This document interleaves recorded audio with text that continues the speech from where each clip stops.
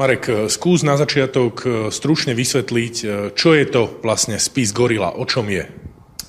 Tak táto kauza hovorí predovšetkým o tom, ako jedna finančná skupina cez svojich ľudí v politike, na ministerstve hospodárstva a na ďalších pozíciách sa snažila privatizovať najmä teda v oblasti energetiky. Ten spis hovorí teda o mnoho miliónových províziách, ktoré mali dostať konkrétni politici od konkrétnej finančnej skupiny a hovorí aj o tom, ako vlastne funguje Slovensko už zrejme dlhé roky. Ten spis vypovedá o tom, že táto kauza Gorila je po únose Michala Kováča mladšieho a vražde Roberta Remiáša zrejme jeden z najväčších škandálov od novembra 1989. A to preto, lebo ten spis vlastne potvrdzuje, ako Slovensko funguje, že vlastne väčšina politikov sú len bábky v rukách oligarchov z moskovských inštitútov, ktorí tu vlastne v bielých rukavičkách si rozparcelovali celú krajinu. Aj preto treba túto kauzu čo najskôr vyšetriť, aj keď v tomto som trochu skeptický, pretože po voľbách, tá téma bude podľa mňa témou len do volieb, pretože po voľbách bude zostavovať vládu buď Robert Fico, alebo Mikuláš Dzurinda, možno, že aj spolu. Čiže dve strany, ktorým môže táto kauza najviac uškodiť, a tým pádom to už nebude téma, lebo sa zmenia pomery síl, pomery na ministerstve vnútra, v polícii, na prokuratúre možno nie, ale teda prokuratúra vieme, ako dnes funguje. Čiže si myslím, že táto kauza po 10. marci už nebude kauzou. Inak to je ale aj otázka, keď hovoríš o tom spise, tak ten zastupujúci šéf prokuratúry, respektíve jeho námestník Trnka, už povedal, už vyhlásil, že ten spis nie je autentický. Čo ty na to?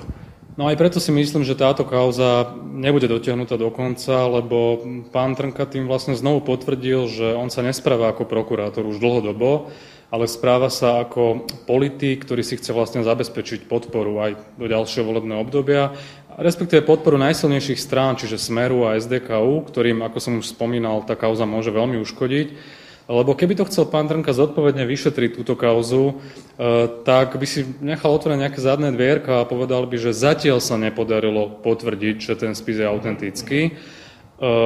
Ale ako to on môže tvrdiť s takouto istotou? On, predpokladám, že nehovoril s príslušníkmi SIS, ktorí sa mali na tej akcii podieľať, lebo neboli zbavení mlčanlivosti. Takisto predpokladám, že sa nepýtal Krajského súdu v Bratislave, či boli tie žiadosti o odposluchy hlavných aktérov kauzy autentické. Preto ma zaráža, s akou istotou to on hovorí, pretože pokiaľ ja viem, tak ten Krajský súd potvrdil polícii, že tie odposluchy hlavných aktérov Zoltána Vargu a Jaroslava Haščáka z finančnej skupiny Penta sú autentické. Čiže ak toto nie je pre Dobroslava Trnku dostatočná indícia, aby to vyšetroval, tak je to minimálne na zváženie, že akým spôsobom by mal on práve túto kauzu ďalej vyšetrovať. Dobre, ale možno na jeho obranu, alebo teda ako jeho plus by mohlo slúžiť to, že zriadil špeciálny tím na vyšetrenie tohoto. No, to je podľa mňa len taká dymová clona, ktorá má prekryť skutočný motív pána Trnku. A to buď chce zriadením tohto tímu čo najskôr tú kauzu proste zahrať dostratená, alebo ju vyšetrovať spôsobom, aby si zabezpečil podporu tých najsilnejších strán. Čiže postupne, pomaličky to naťahovať, obchodovať proste a snažiť sa tých politikov uvariť a púšťať iba niektoré informácie von, alebo nepúšťať, vyšetrovať iba niečo z tej veci, alebo nevyšetrovať. Proste on to takticky vie tak spraviť a tak rozložiť to vyšetrovanie tej kauzy, že to môže ťahať a manipulovať v podstate s tými politikmi. A navyše tých špeciálnych tímov už pán Trnka zriadil tak strašne veľa, napríklad aj pri kauze Hedvige Malinovej a množstvo iných tém. A tieto tímy v skutočnosti nikdy nič veľké v podstate nezistili. Za pána Trnku nebola žiadna politická kauza vyšetrená. Čiže to, že... Čo by sa malo teda robiť? A navyše ešte, aby som teda dopovedal, tam je ešte ďalší problém. On hovorí, že ten spis nie je autentický, lebo nie sú nahrávky, ale v tom spise sa zároveň píše, že tie nahrávky, že sa s nimi obchodovalo. Že tí hlavní aktéri sa k ním dostali s tým, že ľudia zo SIS-kými predali tie nahrávky. No, tak aj toto by sa malo podľa mňa vyšetrovať a nie povedať, že to nie je autentické, lebo nie sú nahrávky. Ale prečo nie sú tie nahrávky? Lebo ak nie sú, tak proste môže to byť aj preto, že ich niekto s nimi jednoducho obchodoval. No a čo by sa malo urobiť? Ja si myslím, že táto kauza by sa mala nie že vyšetrovať pod Dobroslavom Trnkom a jeho špeciálnym tímom, ale odobrať Dobroslavovi Trnkovi a jeho špeciálneho tímu. Mal by sa tu zriadiť, lebo on je absolútne nedôveryhodný ako prokurátor, mal by sa tu zriadiť jeden tím z najlepších prokurátorov a policajtov na Slovensku, na ktorých nemá teda pán Trnka dosah. Mal by sa zvolať mimoriadna schôdza parlamentu a mal by sa zriadiť špeciálny vyšetrovací tím v parlamente, ktorý by proste volal na výsluchy jednotlivých aktérov tej kauzy od Malchárka cez Haščáka, Dzurindu, Mikloša, Palácku, Világiho až po Fica a jednoducho každého jedného z nich sa pýtať na každý jeden detail pred zapnutými kamerami. A toto by malo ísť online až dovtedy, kým by sme sa nedozvedeli pravdu o tom, ako to vlastne na Slovensku funguje. Tak to by malo potom asi technicky viesť k tomu, že niektorí z tých ľudí, z tých politikov by mali byť trestne stíhaní. No, mali, ale ja si myslím, že jednak preto, že neexistujú tie autentické nahrávky, zrejme už neexistujú, veľmi ťažko sa bude trestnoprávne dokazovať niečo konkrétnym politikom a podnikateľom. Ale ten vyšetrovací výbor by viedol minimálne k nejakej, povedzme, očiste politického prostredia na Slovensku, ak nie teda k trestnoprávnemu konaniu. Lebo ak raz niekde vyjde najavo, že vplyvní biznismeni si tu vďaka korupcii a svojim bielým koňom v politike proste sa dostanú k miliardám cez privatizáciu a podobne, tak to je naozaj mimoriadna situácia, mimoriadny stav a ten si vyžaduje mimoriadne riešenia. A toto je jednoducho situácia, ktorá by zrejme rozvrátila politickú scénu v každej slušnej krajine. Preto sa k tomu treba tak stavať. A treba tiež povedať, že to, čo je v tom spise, nie je až tak nové pre nás novinárov, aj pre mnohých ľudí, ktorí sa pohybujú v politike. Mnohí sme to samozrejme tušili, veď každý z nás robíme nejaké kauzy, robíme novinárov už dlhší čas, čiže nás to až tak neprekvapilo. Ale treba povedať, že ten rozsah tých podozrení a tej korupcie, ktorý vyplýva z tej kauzy Gorila, je naozaj šokujúci. Čiže naozaj je tu mimoriadny stav a treba sa tomu venovať s patričnou vážnosťou, lebo tá kauza Gorila je naozaj vážna a treba ju brať vážne. Dobre, to si už síce hovoril, ale predsa, že ako ten spis môže byť dôveryhodný, keď teraz hovoríme, že neexistujú vlastne autentické nahrávky, napríklad toho odpočúvania, o ktorom tu hovoríš. Áno, je pravda, že ten spis je analytický materiál, to znamená, že to nie sú autentické prepisy rozhovorov medzi jednotlivými aktérmi kauzy. Napriek tomu som presvedčený, že ten spis je na možno 95% autentický. Tých 5% by som dával, tam môže byť dojsť k nejakému skresleniu pri vyhodnocovaní jednotlivých odposluchov. Navyše nie vždy to bolo v dobrej kvalite zrejme tie odposluchy, lebo sa odpočúval jeden byt z iného bytu, cez stenu a tak ďalej. A aj z toho spisu vyplýva, že nie vždy je všetko dobre rozumieť. Navyše ten príslušník SIS, ktorý to vyhodnocoval, občas cítiť z toho spisu, že tam nepovedal som, že vsúval vlastné úvahy, to nie, ale že interpretoval niektoré veci a pri interpretácii môže dojsť miernemu skresleniu aj neúmyselne. Čiže netreba to brať 100% a citovať z toho 100%. Dobre, ale hovorí, že 95% si istý, tak kde berieš tú istotu?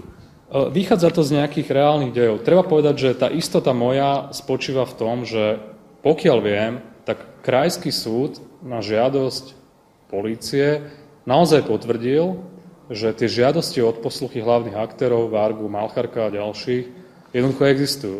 Že tie žiadosti boli schválené sudcom a tie odposluchy boli proste zrealizované. Že toto je hlavná istota, ale potom sú tam samozrejme množstvo drobných detailov, nuans, ktoré sa časom naozaj udiali, hovorí sa tam o sponzoroch Smeru, tieto informácie sa dajú overiť z iných zdrojov. Bohumil Hanzel hovoril o sponzoroch Smeru, objavila sa nahrávka s Hlasom. Sú tam nejaké privatizačné procesy, dosadzovanie ľudí do funkcií. Je tam naozaj množstvo vecí, ktoré sa dajú postupne vyskladať a urobiť z toho proste celú mozaiku. Ale na čo by som ja chcel upozorniť, najdôležitejšia podľa mňa zmienka, ktorá by mohla byť aj kľúčom k celej tej kauze, napriek tomu, že neexistujú tie nahrávky, je vila, ktorá je zmienka o firme, ktorú mal založiť Jirko Malchárek. Firma o domácej, respektíve zahraničnej firme, cez ktorú sa mali prepierať jeho provízie. No a ja sa pýtam, že či je to tá istá firma, ktorá postavila pánovi Malchárkovi vilu na bratislavských Kramároch za 26 miliónov korún, na ktorú si zjavne pán Malchárek nemohol zarobiť ako minister. Tiež sa pýtam, že odkiaľ zobral bývalý policajt Zoltán Varga, ktorého byt mal byť odpočúvaný a ktorý pracoval pre Pentu, 300 miliónov korún na základné imanie. V tom spise sa hovorí, že Jirko Malchárek mal zarobiť 329 miliónov korún. 326 je takmer tá istá suma. Čiže podľa mňa toto je kľúč, ako rozpletať jednotlivé detaily tej veci a pýtať sa tých zainteresovaných, že ako proste sa dostali k tým peniazom. Samozrejme, je tam v tom spise aj množstvo takých, nazvime ich, že malých rýb, ľudí z Fondu národného majetku, a nemyslím teraz Annu Bubeníkovú, ktorá tam tiež je vykreslená ako hlavná spojka pána Haščáka, ktorá mala teda podľa toho spisu zarobiť až 200 miliónov korún na privatizácii. Samozrejme, všetci to popierajú, ale treba sa pozrieť aj na majetkové pomery všetkých týchto ľudí a aj tých, ktorí nie sú až takí nápadní, ktorí sa tam v rôznych funkciách a v rôznych pozíciách spomínajú. Spomína sa tam pán, ktorý vraj chudobný človek, ktorému keď dáte 5 miliónov korún, bude úplne spokojný. Treba jednoducho ísť po týchto ľuďoch, aj polícia, aj média, každého jedného zisťovať jeho majetkové pomery. Spôsobom v súlade so zákonom, samozrejme. Čiže jednoducho tam je množstvo drobných detailov, cez ktoré sa dá vyskladať tá mozaika a proste polícia by mala jednoducho tieto detaily sa snažiť spájať, aj keď, hovorím, nemyslím si, že to môže viesť trestnému stíhaniu, ale nie je to podľa mňa ani vylúčené. Treba sa pokúšať chytiť veci, ktoré sú zdánlivo banálne, lebo aj tí najväčší zločinci v dejinách boli vždy prichytení na nejakých maličkostiach. Tam sa na to nešlo cez veľké veci. No, ale nemenej dôležitá otázka je aj taká, že do novinárskych radov, že o tej kauze sa vie viac ako 2 roky. Prečo nejak podrobnejšie doteraz sa tomu médiá nevenovali?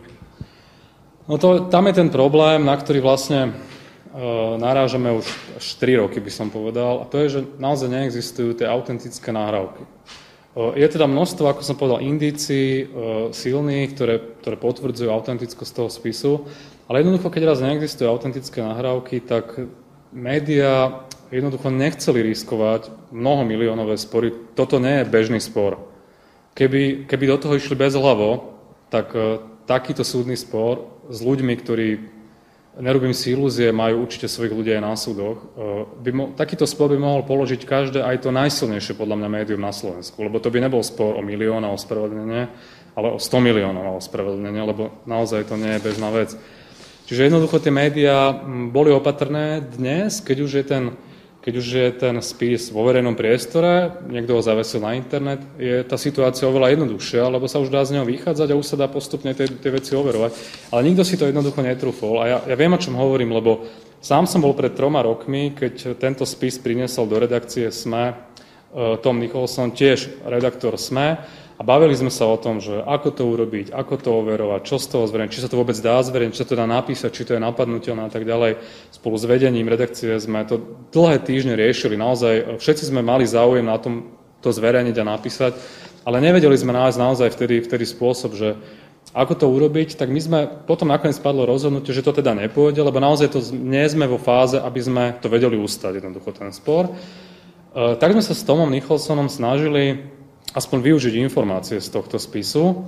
A jednu z informácií, ktorú sme využili, bola práve tá informácia o založení zahraničnej firmy, cez ktorú sa majú prepierať provízie.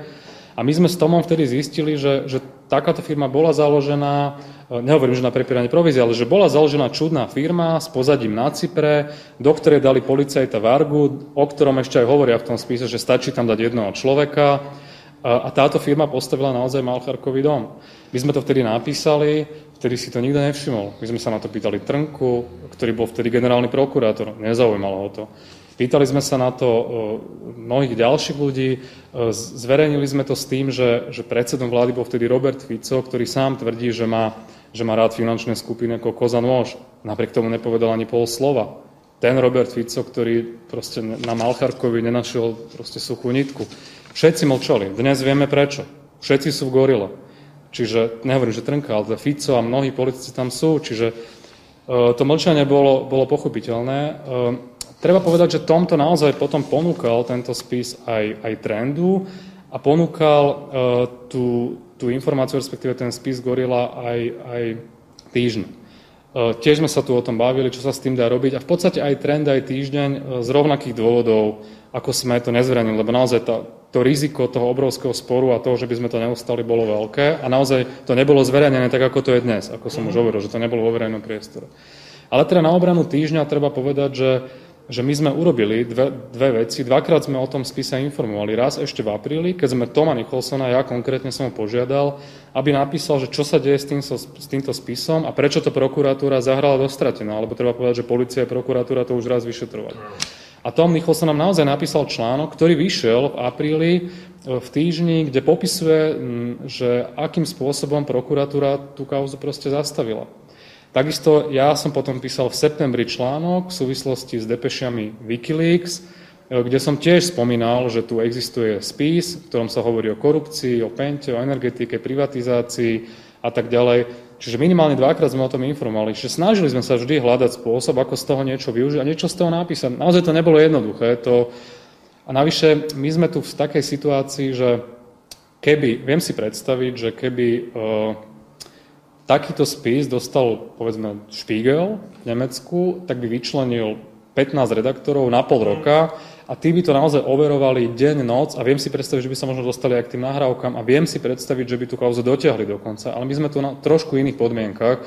Tu si nikto nemôže dovoliť vyčleniť proste niekoľko ľudí na rok, hoci aj je to vážna kauza. A dnes to trošku aj s odstupom si myslím, že to bola trošku chyba, že sme sa my všetci médiá, ktoré sme o tom vedeli, nesnažili možno viac nájsť spôsob, ako aspoň čiastočne to zverejňovať, konfrontovať tých ľudí s tými informáciami. Možno, asi sme mohli sa pokúsiť na to ísť nejakou cestou a nájsť spôsob, aby aspoň čiastočne sme to zverejnili.